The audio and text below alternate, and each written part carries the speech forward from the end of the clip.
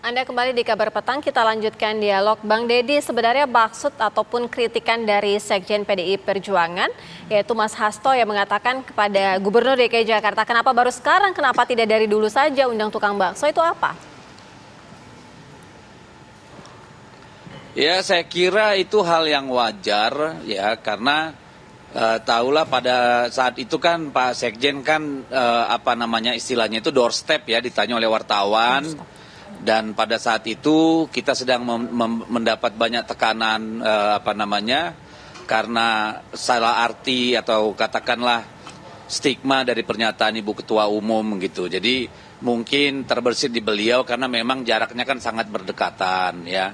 Sangat berdekatan dan terlalu katakanlah itu sangat nyata sekali begitu. Baru sedang polemik tukang bakso, langsung yang diangkat pada pertemuan itu adalah tukang bakso gitu. Itu kan nggak usah Pak Sekjen, publik pun melihatnya seperti demikian. Tapi benar apa tidak kan ya itu terserahlah pada Pak Anies sendiri. Apakah memang niatnya maksudnya menyindir atau mengkapitalisasi isu itu. Tapi PDIP berarti fix yang ngerasa tersindir ya, Bang? Iya, gitu ya. PDIP ngerasa tersindir dengan mengundang tukang bakso ke Balai Kota? Bukan fix merasa tersindir ya.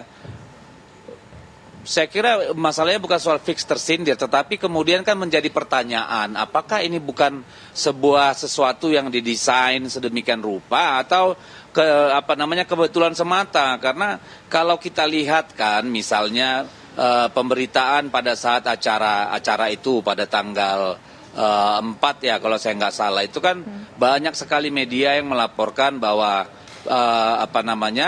masyarakat tidak terlalu banyak yang membeli produk-produk UMKM. Lalu tanggal 6-nya kemudian muncul banyak statement di media oleh Pemprov ya, bahwa UMKM banyak yang beli bla bla bla. Nah, jadinya kan tidak terang benderang. Harusnya kan ketika acara itu mengundang tukang bakso itu kan dijelaskan pada publik berapa sih revenue-nya dari situ, berapa sih penghasilannya tukang bakso itu di acara itu sebenarnya ya, dengan sejujurnya gitu. Apakah memang dia yang terbaik atau adakah yang lain, mungkin pedagang yang lain gitu. Tapi kenapa dipilih tukang bakso? Itu kan pertanyaan di kita, questioning. Dan juga perlu diingat bahwa pada saat penyelenggaraan Formula E ada 36 pedagang yang setiap hari dagang di situ, 18 itu tukang ikan bakar, ya 18 lagi aneka makanan, itu harus menyingkirkan diri selama 2 hari, gitu ya. Sementara kalau kita lihat UMKM-nya itu kan katakanlah yang sudah lebih canggih gitu ya. Sementara yang pedagang kaki limanya malah digusur tuh di sana. Kita harus mendengarkan kumandang azan maghrib untuk wilayah DKI Jakarta dan sekitarnya berikut ini. Selamat menjalankan ibadah salat maghrib bagi Anda yang berada di wilayah DKI Jakarta dan sekitarnya. Kita lanjutkan kembali diskusi kita pemirsa. Oke, sudah clear soal politik bakso-baksoan tadi. Sekarang kita menuju mengingat lagi nih soal potensi. Ada dulu statement dari Bang Effendi Simbolon yang mengatakan bahwa sepertinya bisa ini Puan dan Pak Anies, Puan Maharani dan Anies Baswedan ini berkoalisi bersatu bersama menjadi capres dan cawapres. Apakah kemudian ini masih terbuka peluangnya kalau melihat dari dinamika yang terkini? Babe Ridwan Saidi, kalau menurut Babe bagaimana?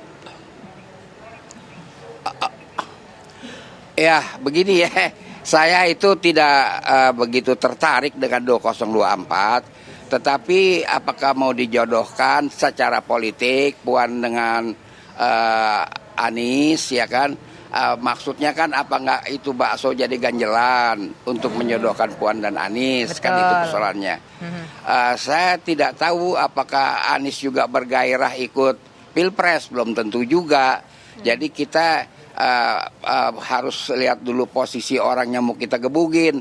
Nah, baru dia belum tentu juga jadi capres, dia udah digebuk gini-gini hari. Nah, itu kita lihat dulu. Karena itu harus lihat dulu perkembangannya. Bagaimana nasib Pilpres pada 2024 besok. Tapi ada 2 poin sih, kalau lihat dari hasil survei ya ada beberapa poin yang bisa kita katakan bahwa wajar kalau masyarakat Indonesia berpikir bahwa Pak Anies kemungkinan akan maju ke Pilpres 2024. Satu, hasil survei dari sejumlah lembaga survei menunjukkan elektabilitasnya lumayan cukup oke, selalu 5 teratas begitu. Kemudian juga namanya disebut-sebut dalam sebuah katakanlah rakernas dari sebuah parpol begitu, namanya diusung akan masuk. Kemudian yang ketiga adalah adalah soal bakso ini. Nah, kalau melihat 3 kondisi terkini, mungkin nggak sih bisa berdua nih jalan berdua barengan Mbak Puan dan juga Pak Anies? Itu saya bilang harapan jangan nggak bakso dijadiin ganjelan. Bakso kan mestinya dicaplok, bukan dijadiin ganjelan politik. Itu fungsinya bakso, harus dicaplok bakso. Nah, kemungkinan ada saja, tetapi kita lihat belum ada satu pernyataan yang bisa dipegang dari Anies bahwa dia mau bercapres. Itu belum dengar saya. Oke, kita ke Bang Itu Deddy. aja. Nunggu dulu juga Ibu Puan apakah. Oke, baik Be. Kita ke Bang Deddy. Bang Deddy, kalau Bang Deddy sendiri melihat bagaimana? Apa akhirnya tadinya sempat dipasangkan begitu ya, Puan dengan Anies, akhirnya dengan adanya saut menyaut tukang bakso ini akhirnya tidak jadi atau bagaimana? Saya kira sampai saat ini Ibu Megawati sebagai Ketua Umum PDI Perjuangan belum pernah memberikan sinyalemen apapun soal calon presiden maupun wakil presiden dari PDI Perjuangan, karena beliau tahu persis bahwa PDI Perjuangan harus berkonsolidasi terus-menerus, melakukan kaderisasi, lalu mendukung penuh pemerintah agar kita bisa keluar dari COVID dengan baik. Jadi kalaupun ada sebelum-sebelum ini yang mencoba si A dengan si B, Mbak Puan dengan si Anu, si ini dengan si itu, saya kira itu